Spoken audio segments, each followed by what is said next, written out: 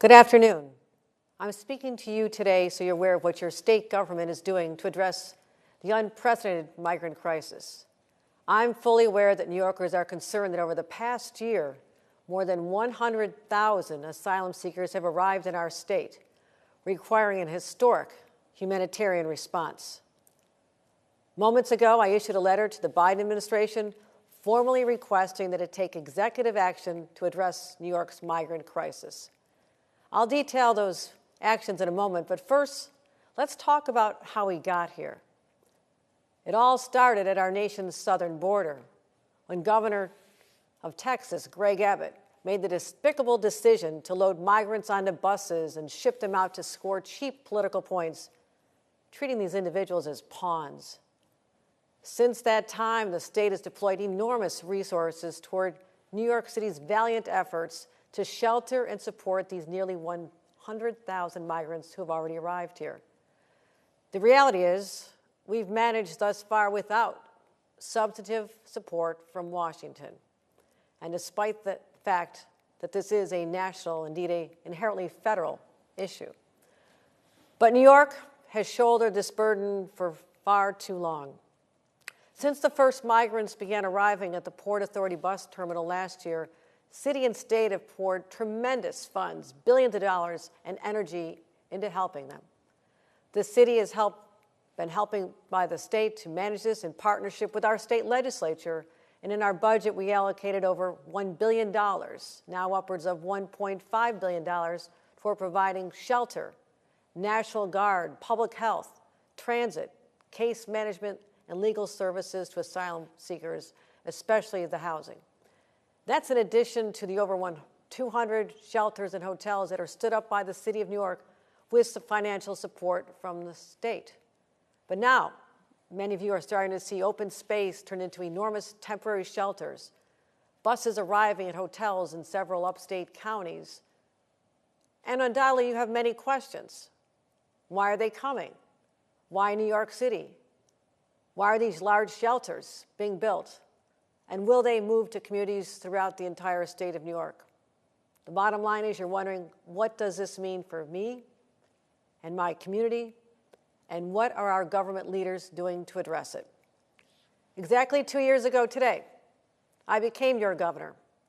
I work every single day on your behalf to address the issues facing all of us. And that's why I'm speaking to you directly today, the people of New York, to give you the answers you deserve.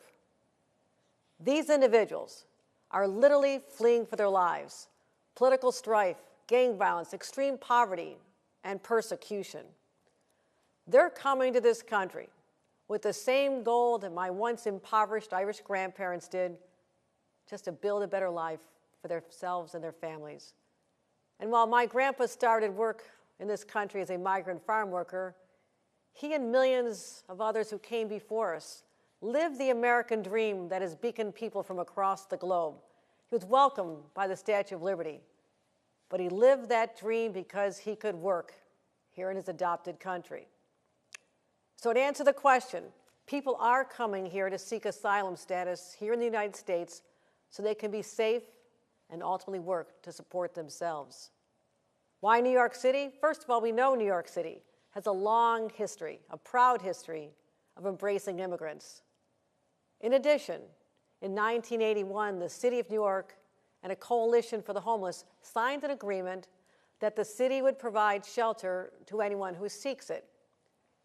This is an agreement that does not apply to the state's other 57 counties, which is one of the reasons we cannot and will not force other parts of our state to shelter migrants. Nor are we going to be asking these migrants to move to other parts of the state against their will. That said, I do believe we have a moral imperative to help these new arrivals. I'm grateful to the counties that have welcomed and supported the migrants, and we will continue to partner with them. But to level with New Yorkers, bearing much-needed changes at the border, there does not appear to be a solution to this federal problem anytime soon. And that's exactly why I need to talk to you today. This crisis originated with the federal government, and it must be resolved through the federal government. The borders and decisions about who can work are solely determined by the federal government. And since July of 2022, in our first meeting with the President, Mayor Adams and I have championed the idea of a federal designation that would allow the individuals already here in New York the ability to work, to support themselves and their families. The mayor and I said then, and in countless meetings with Congress, the White House, cabinet members, at rallies with labor, press conferences, and working with business, what we've said all along is just let them work and help us out financially. That's why today I have sent a letter to President Biden formally requesting immediate executive action in 4 key areas. First, expedited work authorization so we can get these people out of shelters and into the jobs. Financial support for federal housing vouchers, schools, healthcare, legal services, case management, and shelter for us to provide to these asylum seekers. The use of more federal facilities to construct new temporary shelters. And reimbursement for the cost of our National Guard, which have been on the ground at these shelters throughout the state since last year. You can read my letter to the President at www.governor.ny.gov. Not only will the ability to give them employment allow them to get through this crisis, it helps solve another crisis that we're experiencing in every corner of the state. I travel the state a lot. I've spoken to many on farms and businesses and hotel owners and restaurant owners and nursing home owners and hospital proprietors. They all tell me, Governor, what can you do about the shortage of workers? We have countless unfilled jobs that are begging for someone to just take them. So we need to do something. And here's what we can do. New Yorkers from across the state, Democrats and Republicans, have asked me for help placing these migrants into jobs that have gone unfilled for too long. We are ready to act as soon as these migrants receive work authorization. But right now, because we've been waiting a very long time, the State Department of Labor will be launching a new program this September to immediately place asylum seekers in jobs just as soon as they're legally able to work. And we're going to go a step further, and I'm ordering the Department of Labor to proactively connect asylum seekers with potential employers in anticipation of them receiving the work authorization before they're already authorized. So let's just start focusing on that crisis as well. And today, our quest continues to squarely tell the White House, let them work. Until that happens, we'll continue to need funding and sites from the federal government to help cover the massive expenses of sheltering tens of thousands of people in our country, in our state today. But also, ultimately, we need comprehensive immigration reform from Congress. And here's how New Yorkers can help. Contact your local member of Congress. If you're represented by a Republican, please ask them to stop politicizing people's lives, stop fighting President Biden's comprehensive, smart solutions, and work together towards solving this. If you're represented by a Democrat, ask them to support my plan for more engagement and direct support from the administration. New Yorkers, you know, at the end of the day, we will continue to be that beacon of hope and freedom from oppression that has drawn people here and made us so incredibly fascinating.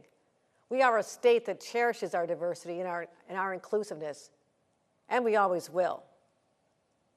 For me, the answer to these two crises, this humanitarian crisis and our workforce crisis, is so crystal clear and common sense. Let them get the work authorizations. Let them work legally. Let them work. I say, New Yorkers, thank you for listening. I promise to keep you engaged and involved. And as your governor, as I promised 2 years ago today, I will always protect the interests of all of you and your families. And I am confident that if the federal government steps up and does its part, we will see this crisis through. As New Yorkers, we've been through a lot together, and we will get through this together again. Thank you.